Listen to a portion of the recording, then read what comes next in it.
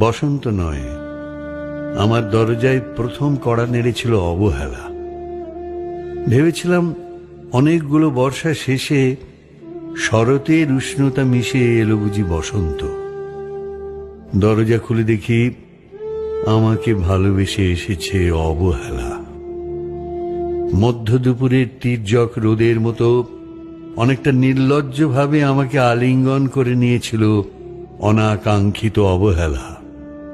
আমি চারপাশে তাকিয়ে দেখেছিলাম আমার দিন দশায় কারো করুণা বা আরতি পেখম ছড়িয়ে আছে কি না। ছিল না। বৃষ্টিহীন জনপদে খড়খড়ের রোদ যেমন দস্যুর মতো অদমনীয়, তেমনি অবহেলাও আমাকে আগলে রেখেছিল নির্মোহ নিঃসংকোচিত। আমি অবহেলাকে পেছনে ফেলে